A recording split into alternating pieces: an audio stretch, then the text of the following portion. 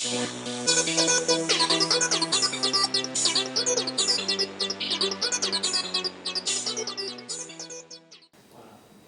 comprendre les spondyloarthrites, vaste sujet. Donc, on a 45 minutes, ça ne sera pas beaucoup de temps aux questions. Avant de parler de spondyloarthrite, on va resituer dans le contexte des maladies articulaires, les rhumatismes chroniques.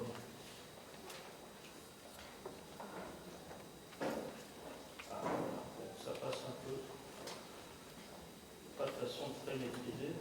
Voilà, donc la maladie la plus fréquente, c'est l'arthrose, dégénérescence du cartilage qui peut toucher la colonne vertébrale, les articulations des membres, et on considère que ça concerne beaucoup de personnes.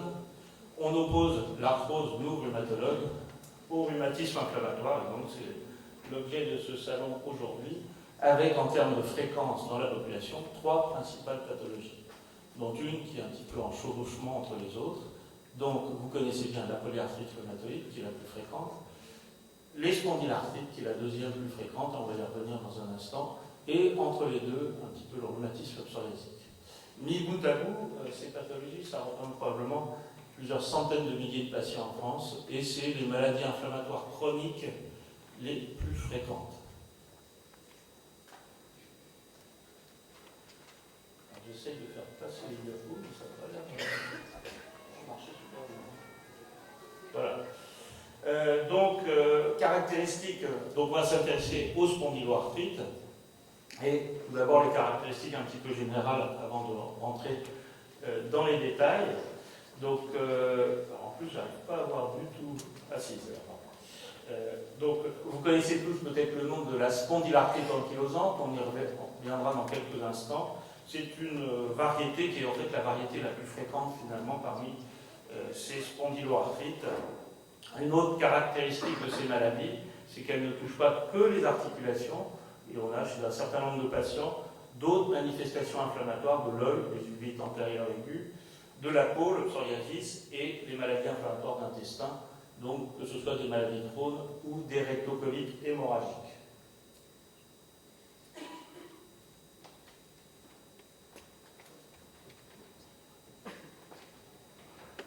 La fréquence des spondyloarthrites en France, elle a été récemment réévaluée dans une cohorte en population générale, donc c'est un travail qui a été fait par notre équipe, et on a abouti aux chiffres cumulés sur la vie de 0,46%. Donc si on extrapole à la population adulte en France, ça fait 160 000 patients. Donc vraiment beaucoup de patients à prendre en charge.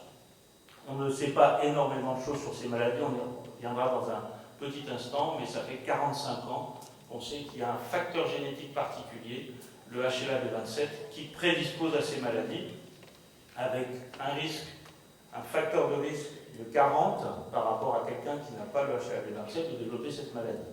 Néanmoins, on y reviendra, le HLA-B27 ne fait pas tout, il n'est pas le seul, même en termes de génétique, mais c'est le plus fort de loin, et on est persuadé qu'on ne trouvera pas plus fort à l'avenir, malgré toutes les recherches génétiques en cours.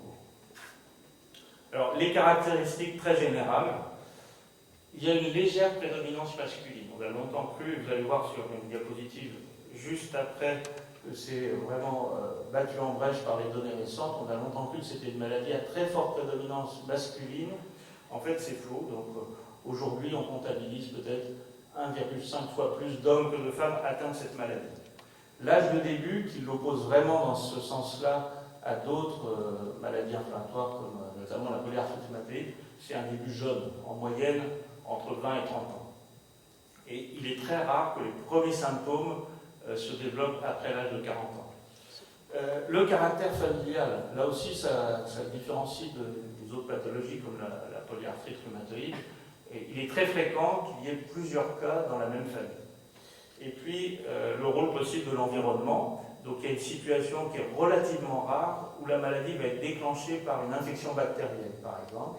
Et donc, on pense qu'il y a une interaction entre la prédisposition génétique, par exemple le HLA-B27, qui est en soi un terrain génétique, et des situations de rencontre. On détaillera un peu plus tard ce qu'on sait là-dessus. Les principales manifestations. Là aussi, c'est assez facile, finalement, dans la plupart des cas, de distinguer les spondyloarthrites d'autres rhumatismes inflammatoires. Parce que l'atteinte prédominante, c'est ce qu'on appelle le squelette axial. Donc ça va du cou jusqu'au bassin, et donc ça concerne toutes les jointures, que ce soit de la colonne vertébrale, du griffe costal, c'est la paroi thoracique, ou des articulations du bassin. C'est vraiment l'atteinte prédominante 9 fois sur 10. Malgré tout, ça ne se limite pas du tout aux atteintes de la colonne vertébrale, puisque vous avez les atteintes du squelette périphérique, avec les plus fréquentes sont des inflammations à l'insertion des tendons, ce qu'on appelle les anthésites. Et notamment, une qui est très caractéristique de cette maladie, c'est l'anthésite des talons, là où s'insère le tendon d'Achille, qui est le plus puissant tendon de l'organisme, mais aussi le fascia plantaire, qui est une espèce de corde sur laquelle, en fait, qui est tendue, qui permet de maintenir l'arche du pied et sur laquelle on s'appuie en permanence quand on marche. Et donc ça, ces insertions de ce fascia plantaire sont également l'objet de la cible d'inflammation dans cette maladie. À côté de ça, vous avez des atteintes qui sont moins fréquentes. Alors, beaucoup de patients, finalement, en développent une fois dans leur vie, près de la moitié d'entre eux, mais elles sont généralement résolutives, c'est-à-dire qu'elles ne persistent pas. C'est les gonflements articulaires inflammatoires, tels qu'on va les voir au cours des polyarthrites, donc les arthrites périphériques, une inflammation des articulations périphériques. Quand la maladie se limite à ça, on aura peut-être parfois du mal à la distinguer d'un autre rhumatisme inflammatoire. Mais l'énorme différence par rapport à la polyarthrite rhumatoïde, c'est qu'en général, ça disparaît tout seul finalement, en général, pas à tous les coups, mais en général. Et vous avez une manifestation à côté de ça qui est très particulière à cette maladie, c'est la dactylite. C'est l'inflammation d'un orteil ou d'un doigt global. Donc on appelle ça aussi l'aspect en saucisse de cocktail. Voilà. Et puis les atteintes extra-articulaires, je les ai déjà citées. Une autre notion, mais qui est valable pour la plupart des maladies inflammatoires chroniques, c'est l'évolution qui est très variable avec alternance de poussée et de rémission, ce qui veut dire que probablement cette inflammation exubérante et qui rend malade, l'organisme de temps en temps arrive à la réguler, à la maîtriser et à revenir à un état de base, et puis après ça repart, ce qui fait qu'il y a clairement un déséquilibre en faveur d'une réponse inflammatoire exagérée, pour des stimulations qui sont dans la plupart des cas méconnues en fait. Mais on suppose tout de même qu'il y a à un moment donné une stimulation du système. Voilà pour les caractéristiques principales, donc si j'arrive, voilà. Alors dans les années 90 a émergé le concept de spondylarthropathie, un terme un petit peu compliqué qui a été remplacé, alors je ne dis pas que c'est beaucoup plus simple, mais à la faveur de spondyloarthrite maintenant. Et donc ça regroupait plusieurs pathologies qui finalement aujourd'hui sont réunies sous le même vocable.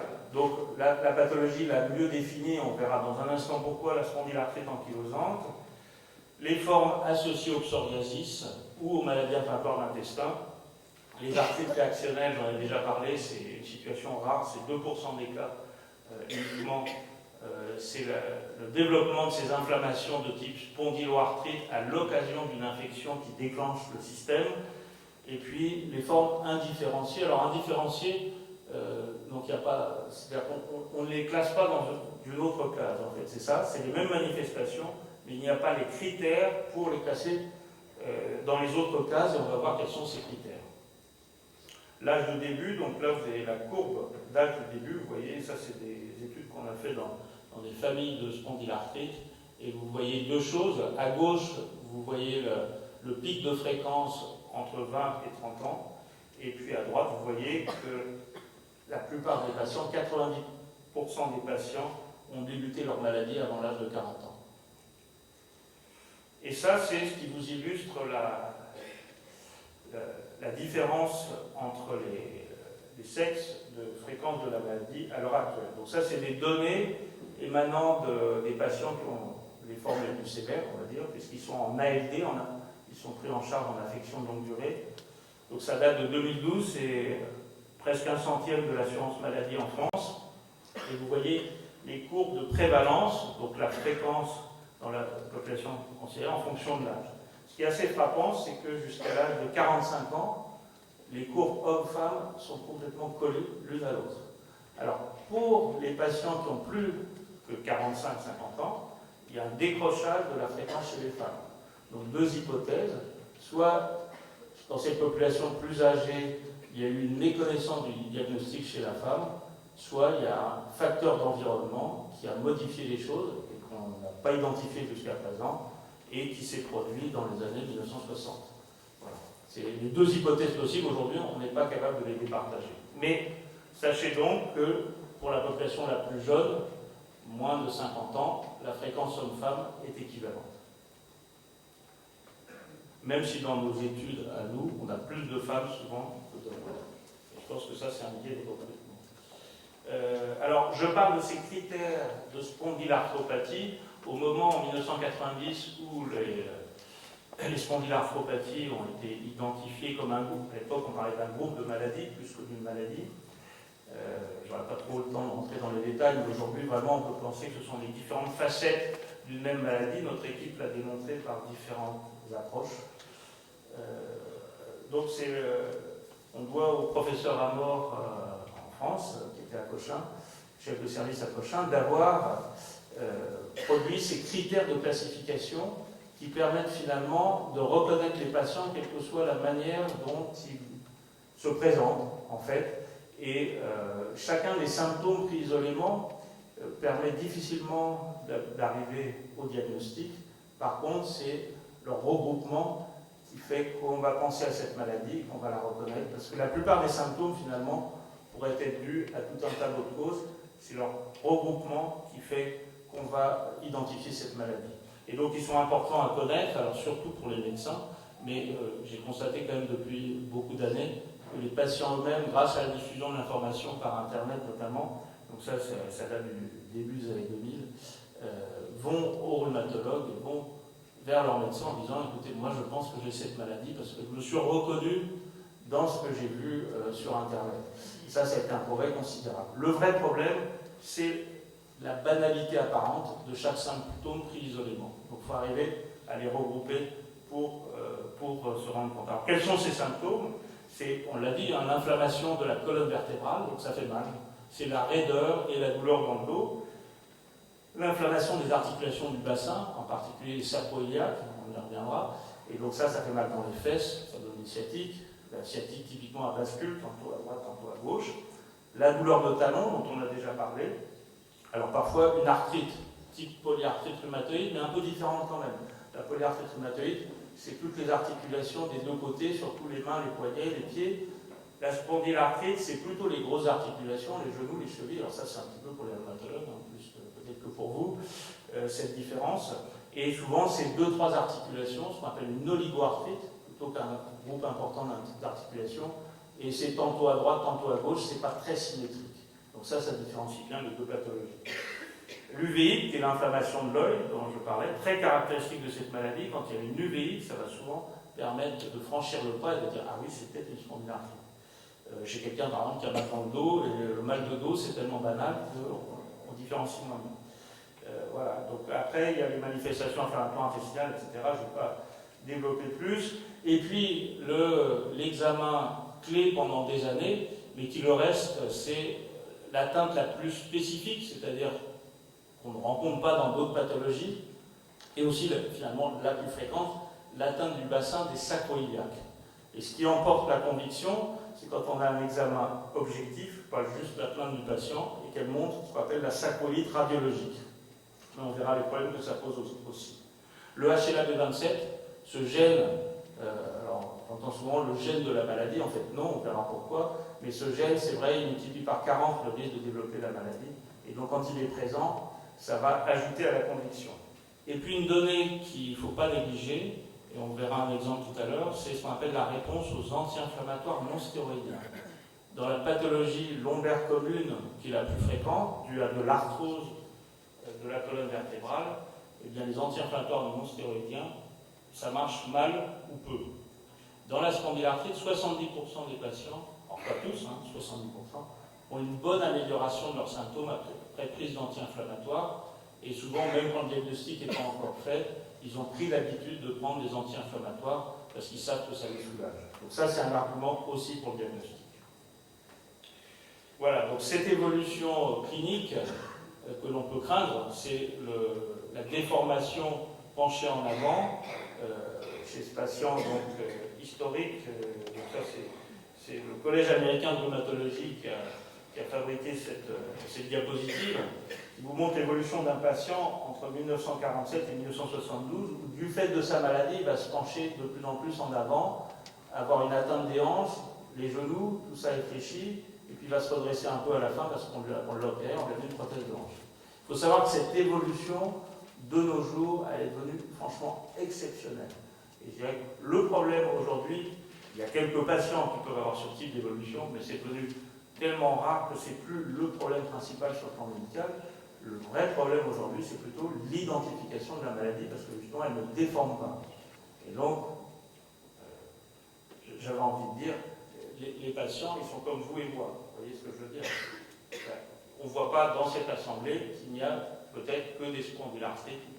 Je n'en sais rien. Et c'est ça le problème, c'est que cette maladie, on a beaucoup de mal à l'identifier. Alors, pour le médecin, de ce fait-là, il y a assez peu de choses finalement à suivre de manière régulière en consultation. Ce qu'on appelle l'examen clinique, c'est vérifier qu'il n'y a pas d'enraidissement, qu'il n'y a pas de déformation, et donc ça se limite à quelques mesures assez simples. Vérifier que la colonne vertébrale ne penche pas en avant, vérifier un peu la souplesse, notamment du cou, très important, vérifier que le cou ne s'enraidit pas. Mais ça va assez vite finalement. Alors, il ne faut pas, sur le plan des examens complémentaires, celui qui est principalement important pour le diagnostic, c'est l'examen du bassin. La radio standard reste l'examen de choix pour révéler la sacroïlite radiologique. Quand elle est présente, ça aide fortement au diagnostic, mais très souvent, elle n'est pas là. Et donc, on va voir dans quelle proportion. Et pendant longtemps, donc, alors, j'ai dit tout à l'heure, la spondylarthrite ankylosante, c'est la forme la plus fréquente. En fait, la spondylarthrite ankylosante, officiellement, c'est cette maladie spondylarthrite chez quelqu'un qui a une atteinte radiologique des sacroiliacs. Avant, ça ne s'appelle pas spondylarthrite ankylosante, parce qu'il n'y a pas d'ankylose, en fait. Osseuse. Ankylose, ça veut dire enraidissement. Et on entend par spondylarthrite ankylosante qu'il y a des ossifications qui vont enraidir les jointures. Donc, avant, c'est pas ça. Et pendant très longtemps, on a considéré qu'on ne pouvait pas porter ce diagnostic s'il n'y avait pas cette preuve. Et donc, ça explique le délai diagnostique moyen, enfin, on l'a expliqué en grande partie par ça, observé, et toujours aujourd'hui, alors même si on a évolué par rapport à ce que je dis là, toujours aujourd'hui, on a beaucoup d'années entre le moment où les symptômes débutent et le diagnostic de la maladie, ce qui n'est pas sans poser de problème, évidemment. Et donc là, j'illustre cette problématique de la sacroïlite radiologique par une étude toujours sur les formes familiales que nous avons faite dans la fin des années 90. Et vous voyez donc la fréquence de l'atteinte sacroiliaque radiologique, donc qui va permettre de retenir spondylarthrite ankylosante. Donc c'est les histogrammes, c'est le pourcentage en ordonnée, vous avez les histogrammes par tranche de durée d'évolution de la maladie. Moins de 10 ans d'évolution, 51% des hommes inclus dans cette étude avaient l'atteinte permettant de dire spondylarthrite ankylosante. Au-delà de 20 ans, 86%. Donc progressivement, cette atteinte radiologique va permettre de classer les patients si on se fie à elle. Là où ça devient vraiment beaucoup plus problématique, c'est chez les femmes.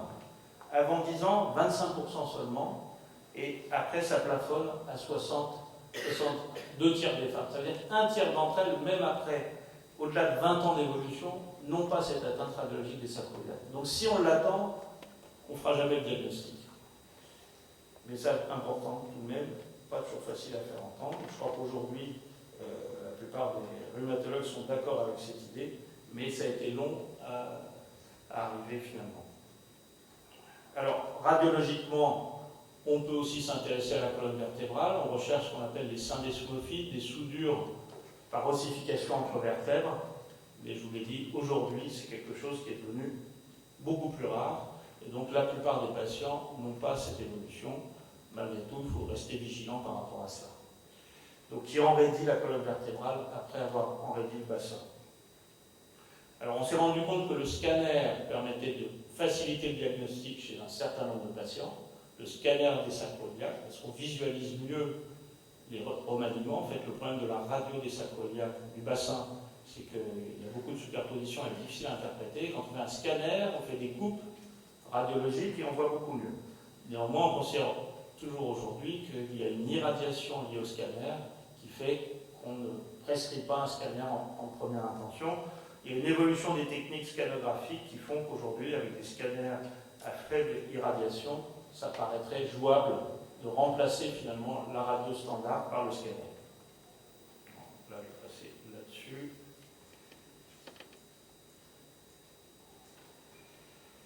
Alors, à côté de la radio, il y a l'IRM. Donc l'IRM est devenu, dans bien des cas, l'examen clé, alors notamment l'IRM des sacroiliacs. C'est à ça qu'il faut s'attacher. Alors qu'est-ce que ça montre, cette IRM? Je vous ai parlé de radio, je vous ai parlé de dosification. Je ne vais pas rentrer dans les détails radiologiques, vous n'êtes pas médecin, mais l'IRM ne montre pas la même chose. Elle montre l'inflammation sous forme d'un œdème. C'est ce que vous voyez là avec la petite flèche. Vous avez là, devant vous toujours les articulations sacroiliaques, le sacrum au milieu, les articulations sacroiliaques sur les côtés, et vous voyez cet œdème en blanc. En fait, c'est le blanc avec une... je ne sais pas si je peux arriver à pointer quelque chose d'ici. Voilà, c'est là. Ça, c'est ce qu'on appelle la sacroïlite IRM. Et puis à la colonne vertébrale, vous avez un peu le même phénomène sur les points vertébraux. Là. Alors donc, l'IRM, on a commencé à en parler beaucoup il y a une vingtaine d'années, avec des images parfois spectaculaires chez certains patients. Malgré tout, ça reste très limité, pour deux raisons qui finalement se sont révélées tout récemment pour l'une d'entre elles. C'est que ces images-là, elles ne sont pas très spécifiques. À la différence de la radio, avec cette évolution lente qui est vraiment très caractéristique des spondylarthrites ankylosantes, l'IRM, vous avez le même genre d'image chez quelqu'un qui n'a pas spondylarthrite après un match je crois que c'est du basket ce qui a été montré. Vous faites faire du basket, 2 heures de basket et vous avez un œdème dans les sacroiliacs aussi. Donc ça a été un peu survendu en fait. Ça c'est la première limite. La deuxième, c'est que finalement, il y a moins de 40% des patients qui ont une IRM positive. Donc aujourd'hui, on se trouve confronté, et ça, je le dis, il faut vraiment être averti de ça, au fait que l'IRM, pour certains, comme pendant longtemps la radio, c'est le deck plus ultra du diagnostic de la spondylarthrite, ce qui fait qu'un patient qui n'a pas ces anomalies, on lui doit vraiment circuler. Eh bien, moi, je ne suis pas d'accord. Je pense que l'IRM, c'est pas cet examen clé et que ça rend les choses plus difficiles, effectivement, quand elle n'est pas positive. Mais malgré tout, il ne faut pas écarter ce diagnostic sous prétexte qu'une IRM ne serait pas parlante. Puisqu'encore une fois, 60% des patients, au stade de la suspicion, donc au moment où le diagnostic est requis, 60% d'entre eux n'ont pas ces anomalies. Et même quand ils les ont, ça ne prouve pas que c'est bien cette maladie. C'est toujours un petit peu problématique pour passer les diapos.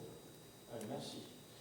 Bon, là, j'ai pas mal de temps, donc évolution des formes radiographiques, je pense que ce n'est pas essentiel. On va continuer. On va continuer, je ne vais pas le temps de tout passer. Allons-y. Allons-y. Encore.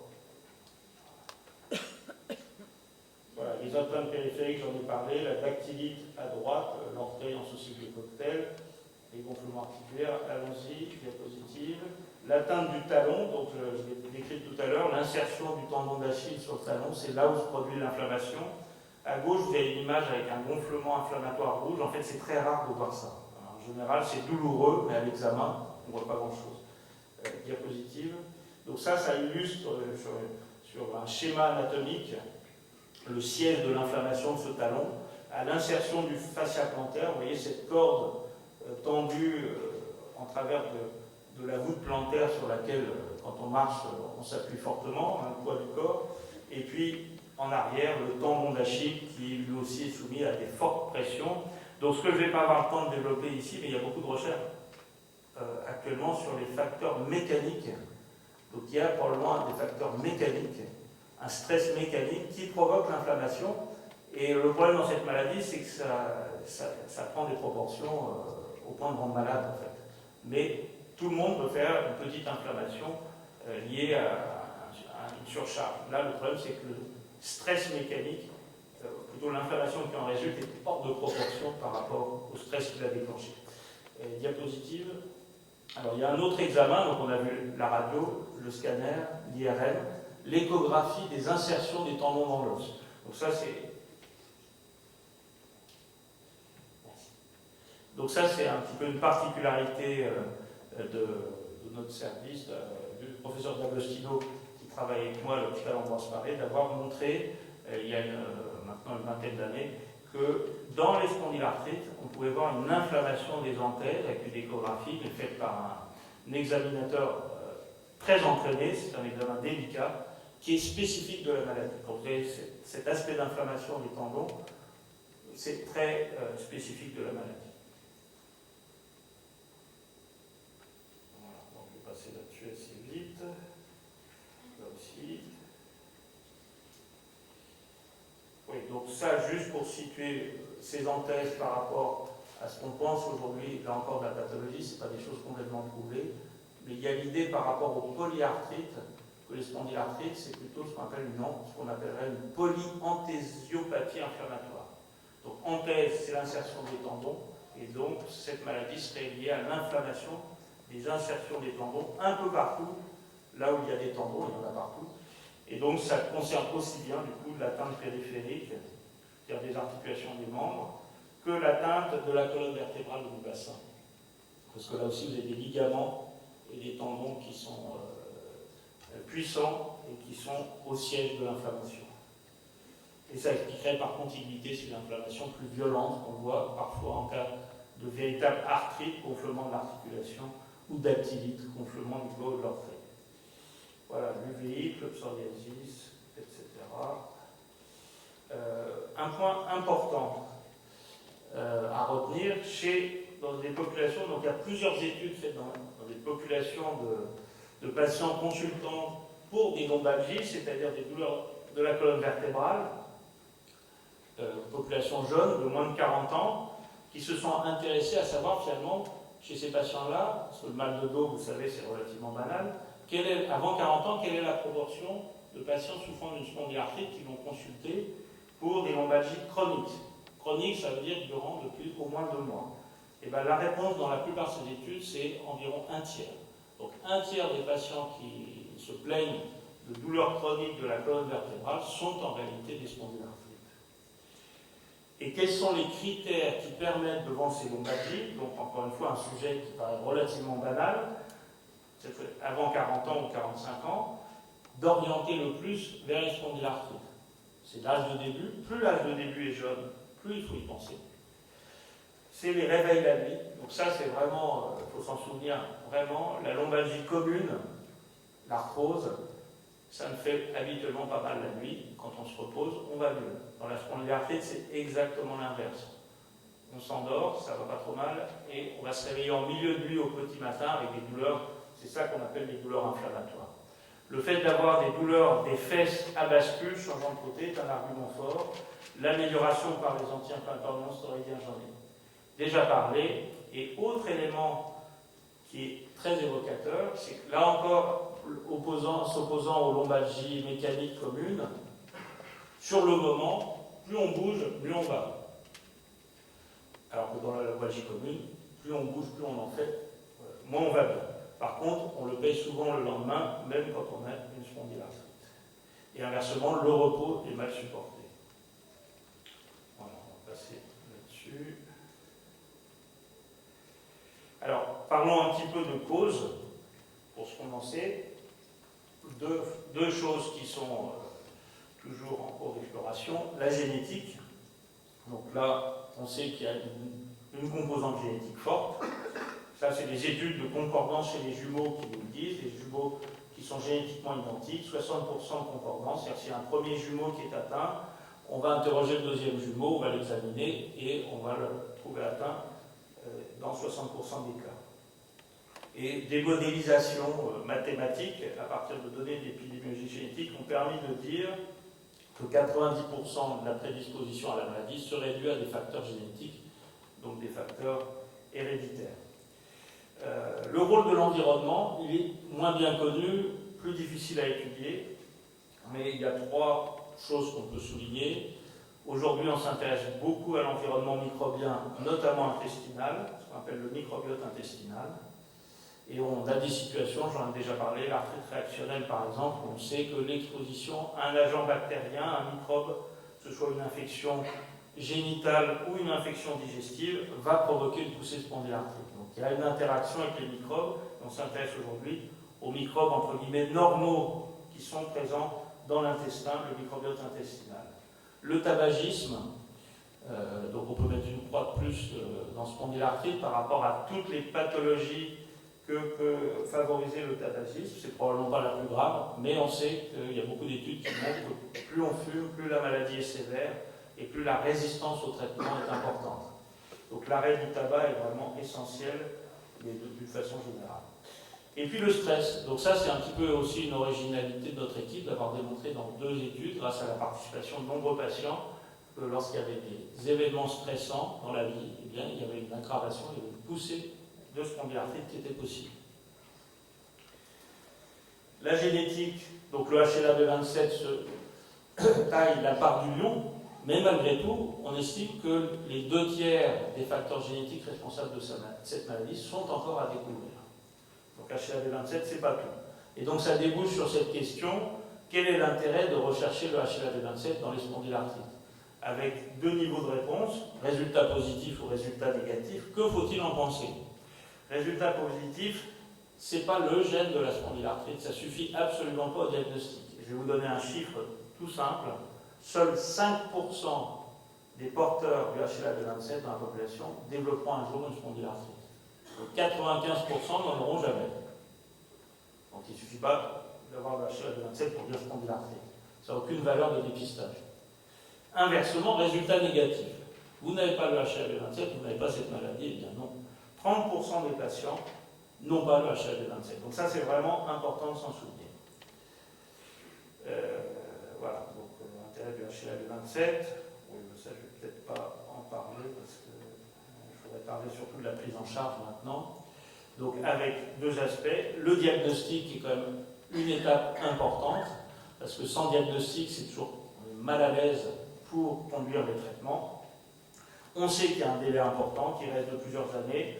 On l'explique parce que c'est des symptômes banals, fonctionnels, non spécifiques. J'ai mal dans le dos, j'ai mal dans les fesses, on vous examine, il n'y a rien. Bon. Et puis, au début, c'est intermittent. On a mal dans le dos pendant quelques semaines, quelques mois, puis après, ça s'arrête. Voilà. Deuxième problème, les examens sont pauvres. On examine le patient, on ne voit pas grand-chose. Et les examens complémentaires, en gros, je vous ai les listés. Donc, vous avez compris, la radio, c'est tardif. Chez les femmes, probablement qu'il y en a 40% qui n'auront jamais l'anomalie radiologique. Je parle des sacroiliaques.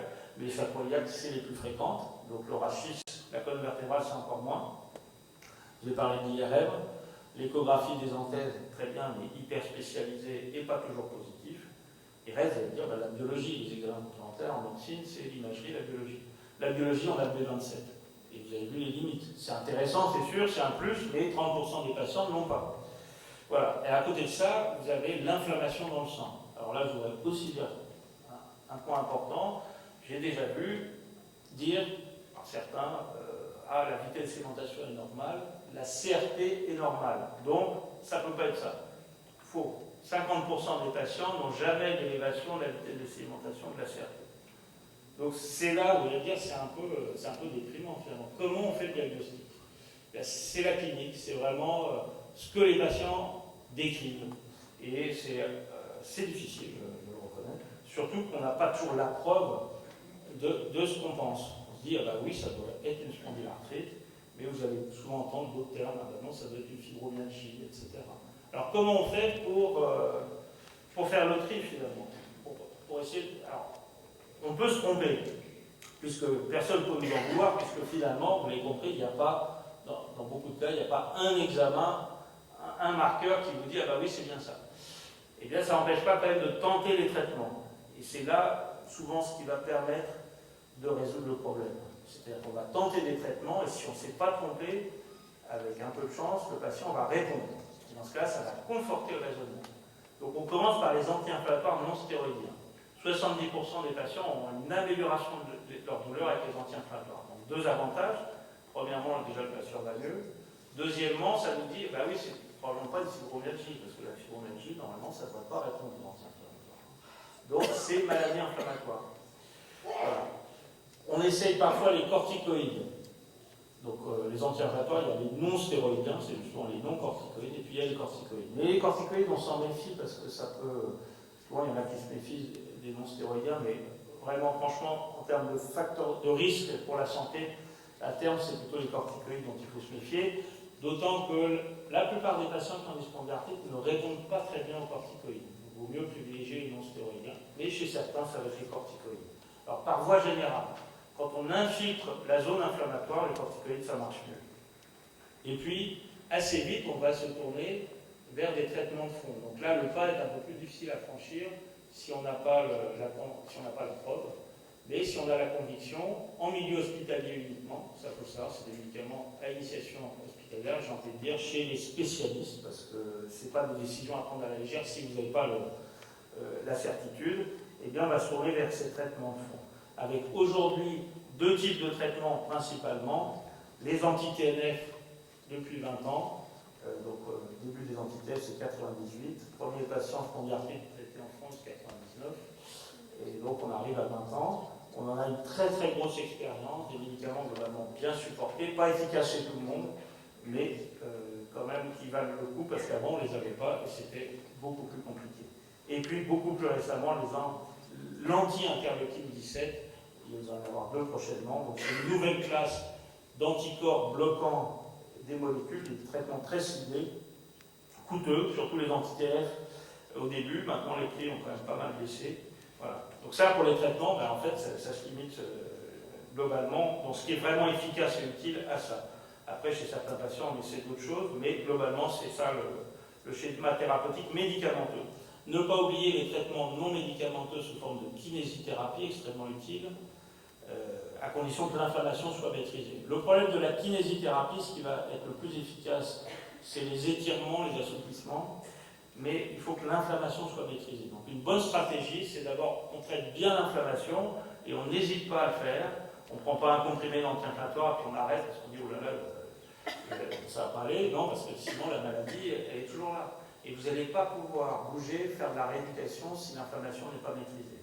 Donc la bonne stratégie, qui est franchement payante chez beaucoup de patients, c'est on commence par bien traiter l'inflammation, et on met en route ensuite une rééducation qui petit à petit va produire un effet thérapeutique propre. Et ça, j'ai vraiment des exemples à la clé de patients qui, au bout de quelques années, arrêtent pratiquement ou arrêtent leur anti-inflammatoire, mais ne peuvent plus passer de la rééducation. Donc ça, c'est quand même du positif.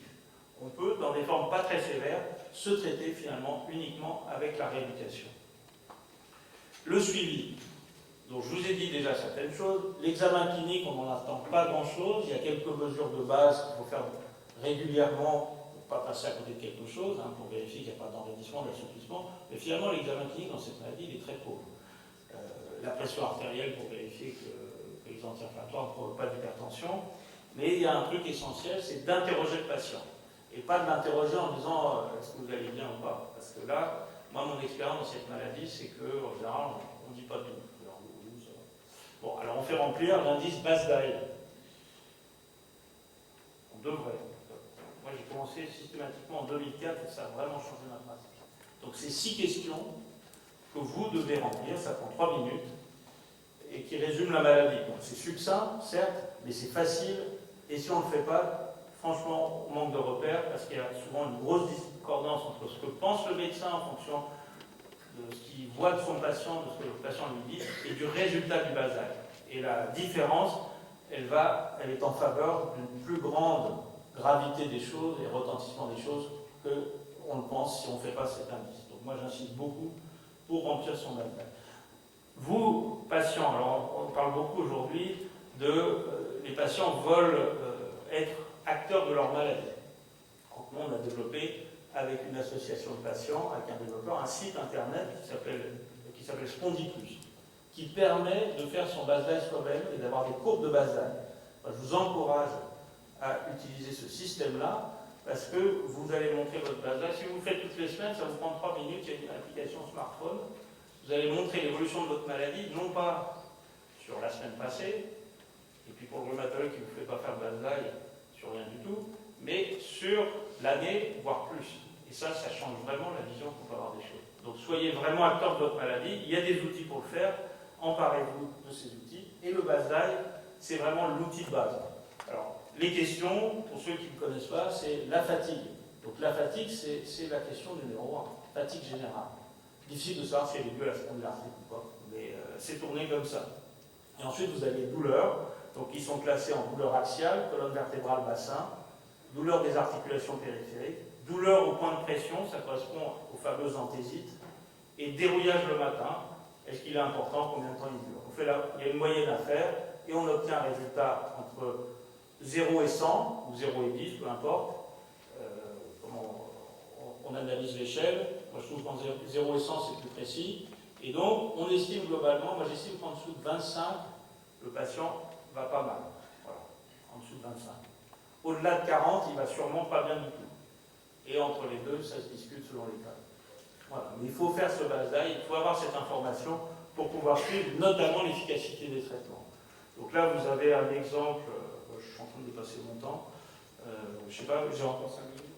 C'est trop tard. On va regarder un petit peu en question. Normalement, ça Oui, ça finit ça. Normalement. Bon. Voilà, les anti-inflammatoires, je vous l'ai dit, donc je n'ai pas besoin de vous le montrer. Les inductions corticoïdes. Je voudrais juste dire sur les traitements de fond, du coup, je ne vais pas avoir le temps, ça sera pour une autre fois. Je ne vais pas avoir le temps de passer en revue les traitements de la maladie dans le détail. Je voudrais juste parler des traitements de fond. Les molécules, donc c'est le point numéro 2.